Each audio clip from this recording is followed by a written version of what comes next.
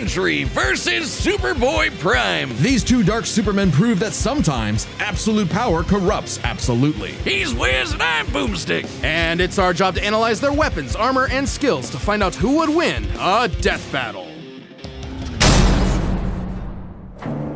One superhero stands alone at the peak of Marvel Comics. He's a brilliant scientist and friend to all, the Golden Guardian of Good, the Sentry. Which makes it all the more mysterious when all of humanity forgot about him, as though he never existed in the first place. What if the reason we forgot Sentry is that he wanted to be forgotten? To save us from himself. As the story goes, Robbie Reynolds was just your average, ordinary high school teen until the day he accidentally drank this super soldier serum. At that moment, Robbie was imbued with the power of 1,000,000 exploding suns, becoming one of the strongest superheroes in existence. That's gonna be one hell of a bowel movement. And what better way to use his new powers than to become a sentry to all mankind? In a never-ending crusade against his devious arch-nemesis, the Void. He's got all your classic, I can't believe he's not Kryptonian superpowers, like super strength, speed, durability, and flight. He can spot you from miles away, or even hear a butterfly sneeze from across the planet. Do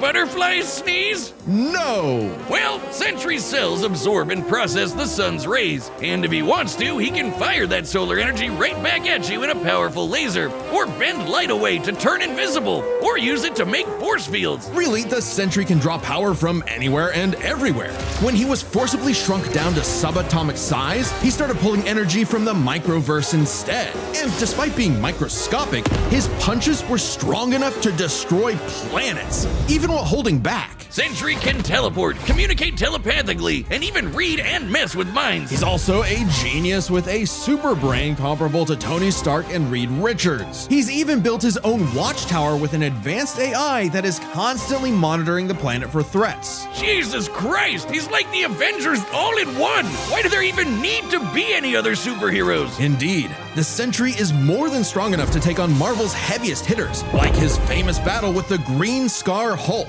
Where Black Bolt, Iron Man, and Doctor Strange failed, the Sentry was the only one who stood against the Hulk's full power. He's also battled Thor, who collapsed an infinite number of timelines into one by clashing with another Thor. The Sentry is incredibly fast, too. He can bend space and speed blitz Ares, who can move within Planck time, the smallest unit of time possible in our universe. He's stated to be as fast as the Heralds of Galactus, like the Silver Surfer, who once outraced the multiverse blowing up. The Surfer flew so fast he went back in time, so you'd think Sentry would be able to handle some punk in a trench coat. But it wasn't so simple. The Void was everywhere that the Sentry wasn't. If Sentry saved people from a burning building, Void would crash an airplane. If Sentry healed a person's broken back, Void would give someone else cancer. What an asshole! For every good act the Sentry performs, the Void commits an evil one. Because the truth was, the Sentry and the Void were one and the same. Bum, bum, plot twist. Turns out Sentry's whole origin story was a lie. Robbie Reynolds wasn't a 60s high schooler beating up bullies like some Jack Kirby comic. In reality, Bob Reynolds was a schizophrenic meth addict who drank the Sentry serum just to get high. And the Void was, in reality, a malevolent godlike entity bonded to Bob that was the literal angel of death. Yes, from the Bible, with Moses and the Pharaoh and the dead firstborns. That's him, apparently! And this being manifests as the dark side of Bob's shattered psyche, a villainous alter ego with all of his power. Too much power for any one man to handle. The only way to destroy the Void was to also destroy the Sentry. So Bob did something crazy. With help from Reed's tech, he used his own psychic powers to erase himself from everyone's past, present, and future, including his own. Warping the perception of reality of every single person on the planet. They would no longer remember him or even recognize anything remotely related to him. A picture of the Sentry would still technically exist, but in your mind's eye, including Bob's, it isn't there. Great! Everyone knows repressing your problems always makes them better. But Bob's memories eventually clawed their way back, in part thanks to Norman Osborn, the Green Goblin, and his desire to somehow control the Void. So Norman had the Thunderbolts murder Bob's wife Lindy in order to release, the Angel of Death. Yeah, try controlling the kind of guy who can throw hands with Molecule Man, who somehow is one of the strongest beings in all of Marvel. At his peak, he's got almost complete control over the multiverse. So yeah, good luck with that one, Norm. Molecule Man was another mentally unstable god whose power fluctuates based on their self-confidence. In a way, a sort of kindred spirit to Bob. It was then that Bob discovered the true source of his own powers, his own control over molecules. Yeah, you can do that too. The Sentry can create and destroy matter on a whim, able to rip you apart at the molecular level, or conjure an entire new reality from scratch, all with just a wave of his hand, like Dr. Manhattan. He can also regenerate his body from any kind of damage, like being burnt to a skeleton or getting Dr. Manhattan himself. As long as one single solitary atom remains, the Sentry is unkillable. And Void's got all of this and more, except he doesn't hold back. He can shapeshift, create hurricanes, trap you in darkness, possess your body, and devour your soul. With his infinitendrils, the Void takes control of a victim's mind and tortures them with the memories of past traumas and nightmares. He killed Loki. He wrecked Asgard. The Avengers, the Fantastic Four, the Inhumans, and the X-Men teaming up all at once could barely handle him. Void is one of the biggest bads in Marvel. Great fucking job, Norm. I'm something of a moron myself. The only way forward, the only way for Bob to save everyone, including himself, was to do something he never imagined. Let the Void in. By refusing to repress his darker half anymore, Sentry and Void merged and became stronger than the sum of their parts. One being, now free to finally live his life without the crushing weight of self-hatred and fear. Maybe, but this is the Void we're talking about. What if Bob just has a new puppet master who's only letting him think he's in control? As long as the Void exists, it's just another revolution in that same endless cycle. It remains to be seen whether even death itself can break that wheel. He'll be back. Sentry is gone, but not forgotten. He'll never be forgotten again. Do you believe a man can fly? Yeah, Wiz, but in the pages of DC Comics, everyone and their irradiated six-dimensional gorilla mother can do it. Well, what about in the real world?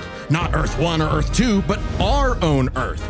Earth Prime. The Earth of you, me, and Clark Kent. A totally normal boy from New England who just happened to share a name with that comic book character. Mere coincidence. That is, until the day Clark took a leap of faith and believed he could fly. And he did! Surprise, surprise, Clark was actually from the planet Krypton, which apparently exists in our universe now? Anyway, the real Superman, the one from all those comics he loved, showed up just in time to give him the skinny on being Superboy. Wait, he could have chosen me! I believe I can fly! Lucy, don't jump off the... Clark had all your classic Kryptonian powers. Flight, heat vision, microscopic and telescopic sight, Arctic breath. It was the dream that every little boy had finally come true. Ow. Just in time for his universe, our universe, to be annihilated literally 1 month later in DC Comics Armageddon, the Crisis on Infinite Earths. Wiz, we're canonically dead since 1986, apparently. With everyone he knew and loved gone, Clark took shelter in a pocket dimension with other cosmic refugees. Now an anachronism in DC's new, rebooted, post-crisis continuity, Clark was forced to watch as the comics landscape changed before his eyes. As stories became darker and morally complex, as heroes failed to be the paragons of good he saw them as in his childhood. As someone else got to be Superboy. Some people can't stand change, can't stand to see a world that doesn't look the way it did when they were a child. The day needed to be saved by Superboy, the real Superboy, Superboy-Prime. So he did what any Superboy would do, punch really hard.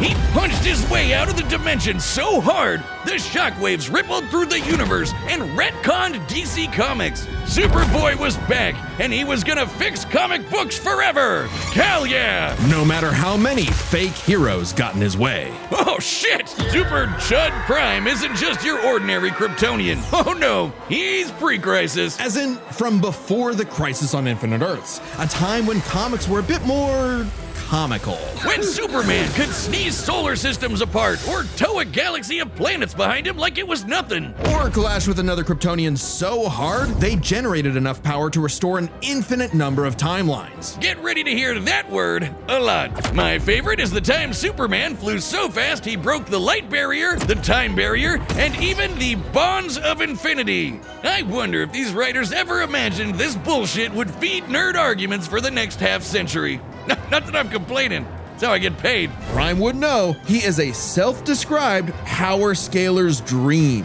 Huh. You think he's heard about us? We can only hope not. As a Kryptonian with an ultra-dense molecular structure, he should also share many of the same resistances, like being transmuted to stone, having his atomic bonds weakened, or getting his energy drained.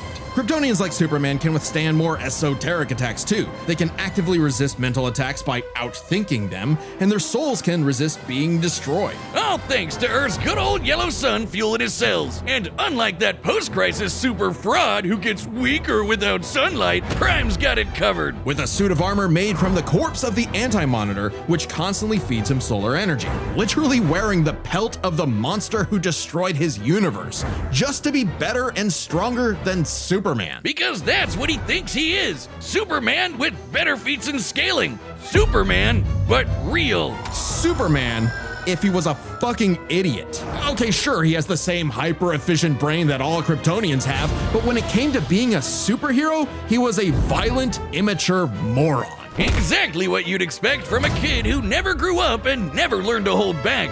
Instead of saving Earth's heroes, he started massacring them. And let's be real, there's a part of him that knows that editorial will just bring them all back eventually. He's battled the Doom Patrol, Justice Society, Teen Titans, and 3 Flashes at once. He effortlessly murdered an alternate universe Justice League and even killed his rival, Connor Kent, the new Superboy. Even as other Kryptonians grew in power to become comparable to their pre-crisis iterations, Prime still held an advantage because he never held back. Like the time he tore apart the Monarch's armor, accidentally unleashing the Big Bang in his face, destroying the universe, and he was fine. Or the time a Guardian of the Universe blew himself up in an attempt to stop Prime, blasting him into the multiverse atom by atom, and that only made Prime stronger. Or the time he fought a potential future version of himself who became a god of time.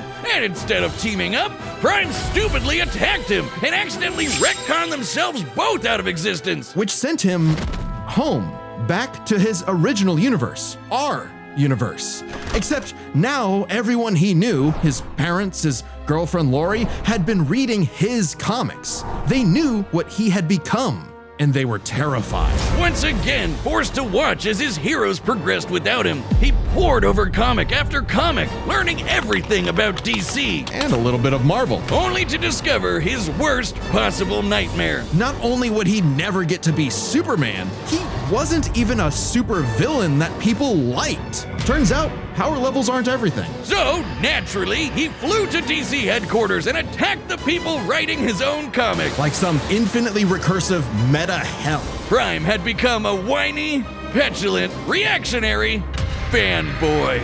Wiz, you think he's the guy posting on our Reddit? And at the peak of his violent temper tantrum, he murdered the Golden Age Superman, the original Superman. Action Comics #1, the first superhero. Instead of restoring DC's glorious past, Prime beat it to death.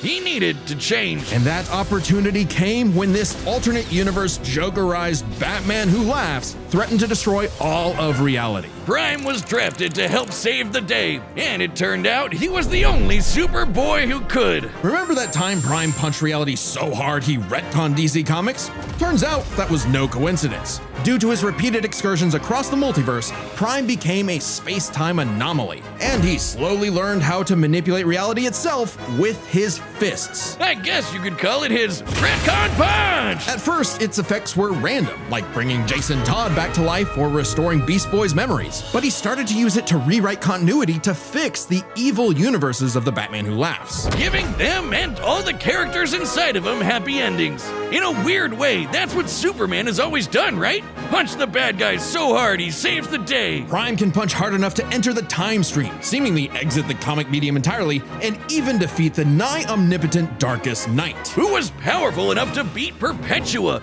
the goddess who created all of DC Comics, the whole shebang. And Prime hit the darkest night so hard, he erased his entire evil multiverse. A feat that no one actually saw happen. Prime's first true act of heroism was one that he did selflessly, and it was the first step toward becoming a true hero. The kind of hero that Superman always secretly knew he could be. A hero who could someday get his own issue #1. A hero like, well, Superman. Maybe one day Prime will truly believe in himself, just like he once believed he could fly.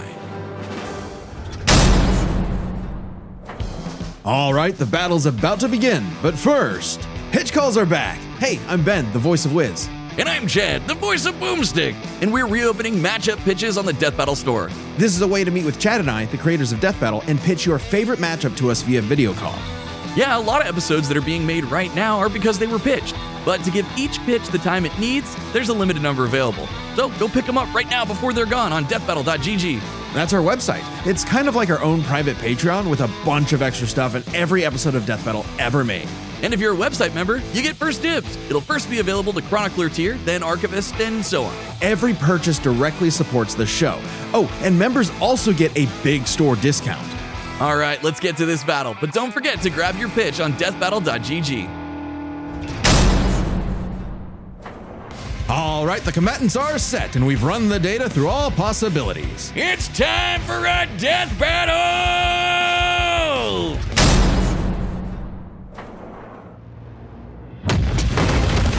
This city won't last much longer. Quit while you're behind, kid.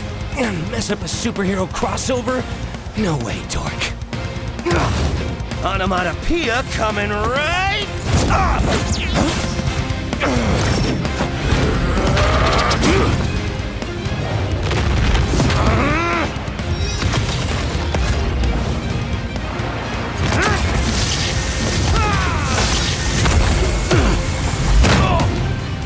You're dealing with someone who has the power of 1,000,000 exploding suns! Big mistake, dipwad. It's prime time. It's what?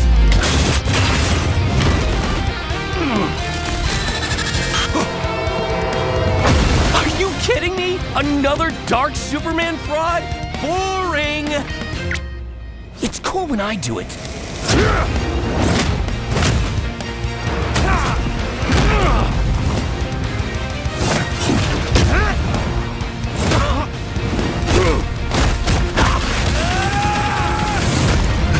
Please, stop hitting me. He'll kill you. I'll kill you. To death.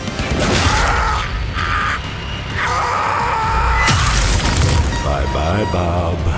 It's time to play God.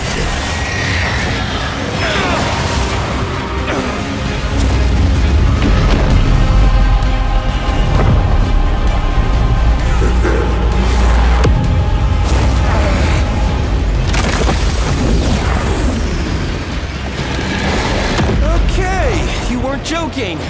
Definitely a crisis-level threat. Luckily, so am I.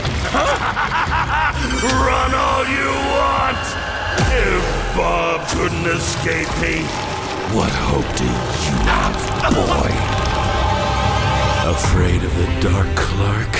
What kind of a hero are you? Remind me again, whatever happened to Lori?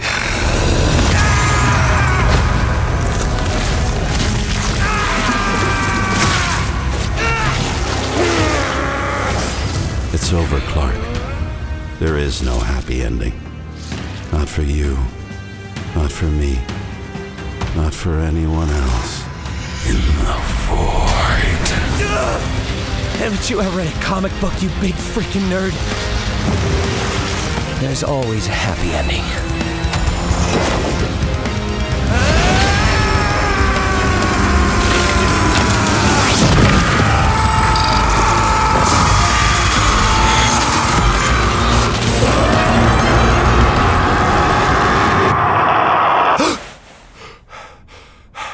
Bob? You kept talking about the Sentry. Bad dream? No idea, Lindy. Best sleep I've had in years. Crisis averted. I don't think I've ever seen someone beaten to death so wholesomely before. Let's break this down into 3 chapters: their strength, intelligence, and powers. As with any flying brick fight, the first question you gotta answer is, who's stronger? Prime and Sentry are naturally 2 of the heaviest hitters in DC and Marvel, more than capable of matching and surpassing Herald-level opponents like Superman and Thor. Who are both strong enough to create and destroy an infinite number of timelines with their clashes. Just absolute wacky bullshit like that. So in order to pick a winner, we have to take a close look at the strongest beings they fought: Molecule Man and the Darkest Knight. Sentry beat the crap out of Molecule Man, but remember, Eminem's power can fluctuate a lot, and when he fought Sentry, he wasn't at his full power, so we can only scale this so far. But Prime overpowered the Darkest Knight after the Mad Bat had absorbed the powers of both Perpetua and, what do you know, Dr. Manhattan, both of which alone could threaten all of DC Comics. And unlike with Molecule Man, there's nothing to suggest the Darkest Knight was holding back.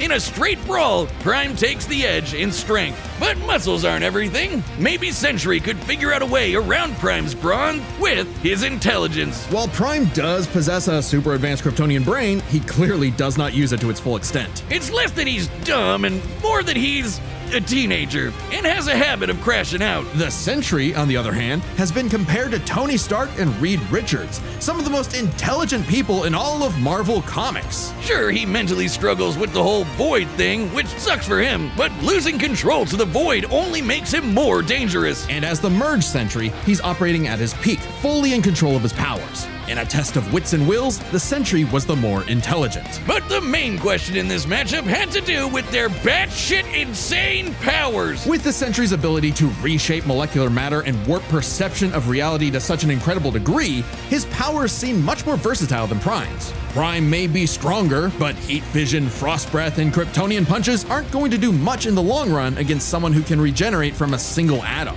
But pre-crisis Kryptonians have actually resisted having their molecules torn apart before, and Prime should be no different. So it's not like Sentry was ever going to just Doc Manhattan him away. Prime could still be worn down. Kryptonians have incredible stamina, but we know that sustained damage will eventually knock them out or kill them. Unless Prime could find a way around Sentry's insane regeneration, he was toast. Luckily for Prime, his ability to retcon away your history and mess with your whole timeline was actually something Sentry had no specific resistance to. Not only that, it was something he's been affected by in the past. Like the time the Scarlet Witch rewrote all of reality during House of M. Bob's continuity was rewritten like everyone else's. Or the time Absorbing Man had the powers of a cosmic cube and warped Sentry's personal reality. Shit, Moonstone literally describes it as a reality punch. Now, Sentry's psionic power could theoretically retcon himself from Prime's perception of reality. However, this feat required assistance from Reed Richards, and it's unlikely he could pull it off mid-fight. Pre-crisis Kryptonians also resist a lot of mind manipulation anyway, so good luck trying. Now, Prime hasn't always had the most perfect control over his retcon punch, so he might need more than one blow to finish the job. But Prime was more than capable of powering through Void's scariest abilities. Like having his soul eaten, or being cut off from sunlight.